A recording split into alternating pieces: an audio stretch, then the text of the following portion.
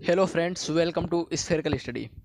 आज हम आपके लिए एक ऐसा टॉपिक लेके आए हैं जिसका नाम है रॉलेट एक्ट। ये आपके लिए बहुत इंपॉर्टेंट है, चाहे आप क्लास 10th में हो या क्लास 12th में हो या कोई कंपटीशन एग्जाम जैसे एसएससी, रेलवे, यूपीएससी या बैंकिंग की तैयारी कर रहे हो। तो चलिए हम रॉलेट एक्ट पर डिस्कशन करना शुरू करते हैं। और ये क्वेश्चन मोस्ट इम्पॉर्टेंट है, ठीक है। इसके बारे में आपको लिखना ही पड़ेगा अगर एग्जाम में आ गया तो चलिए शुरू करते हैं रॉलेट एक्ट। सबसे पहले हम जान लेते हैं कि रॉलेट एक्ट क्या था। रॉलेट एक्ट क्या था? रॉलेट एक्ट एक काला कानून था जिसको ब्लैक लॉ कहा गया इंग्लिश में, जिसे ब्रिटिश सरकार ने 1919 में बनाया था। इसका असली नाम था एनार्चिकल एंड रिवॉल्यूशनरी क्राइम्स एक्ट। देखो, इसको रॉलेट कमेटी ने बनाया था, इसलिए इसका नाम रॉलेट एक्ट रख दिया गया और ये 1919 में पारित किया गया था ब्रिटिश सरकार के द्वारा। दोस्तों, ये वीडियो पूरा देखिए, तभी आपको समझ में आएगा। और मैं लास्ट में आपको कुछ टिप्स दूंगा जिससे आप ये आसानी से याद रख सकते हैं ट्रिक के माध्यम से, ठीक है। अब इस कानून का मतलब जान लेते हैं। इस कानून का मतलब क्या था? पहला, बिना वजह किसी को भी पकड़ लो। देखो, ब्रिटिश सरकार ने यह कानून बनाया था। इस कानून के अंतर्गत शक के आधार पर किसी को भी पकड़ लिया जा सकता था, किसी भी भारतीय को पकड़ने का प्रावधान था इसमें। केस, मुकदमा चलाए बिना जेल भेज दो। इसमें बिना किसी कोई केस या कि गिरफ्तार किए गए आदमी को बिना कोर्ट में पेश किए सीधे जेल में डाल दिया जाता था। वकील अपील का हक नहीं, इसमें ना कोई आप अपील कर सकते हैं ना कोई वकील कर सकते हैं। दूसरा, अगला, प्रेस अखबार पर कड़ी पाबंदी। और उस समय ब्रिटिश सरकार ने प्रेस यानी जो अखबार की छपाई होती है, समाचार वगैरह, उस पर कड़ी पाबंदी रखी थी। जो सरकार कहती थी सिर्फ वही छाप सकते थे आप, बस। अब देखते हैं यह कानून क्यों बनाया गया। ब्रिटिश सरकार को डर था कि पहले विश्व युद्ध के बाद भारत में असंतोष बढ़ रहा है, लोग आज़ादी के लिए आंदोलन कर रहे हैं।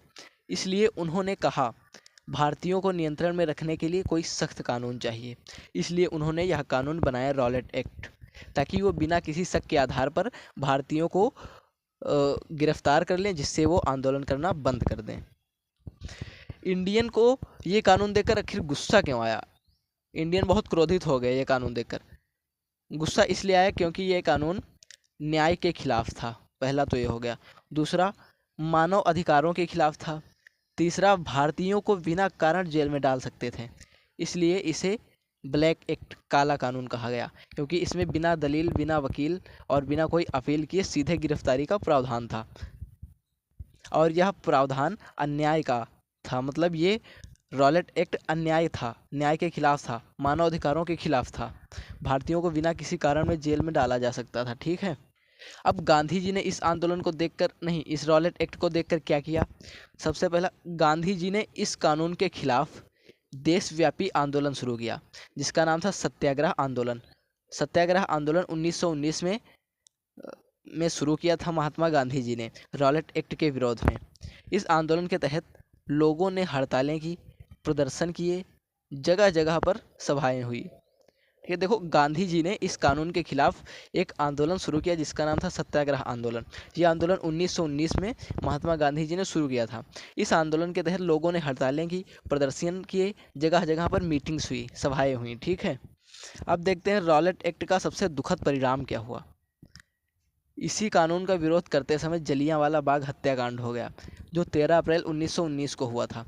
अच्छा दोस्तों, मैं आपसे एक क्वेश्चन पूछ रहा हूँ, आपको इसमें कमेंट में जवाब देना है कि जलियांवाला बाग हत्याकांड कहाँ हुआ था, ठीक है, और जहाँ पर हुआ था वो किस स्टेट में है, यानी किस राज्य में है।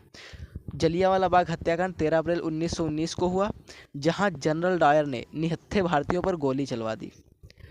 देखो, इस कानून रॉलेट एक्ट का सबसे दुखद परिणाम ये हुआ कि जलियांवाला बाग हत्याकांड हुआ और इसमें जनरल डायर ने निहत्थे भारतीयों पर गोली चलवाई थी, ठीक है।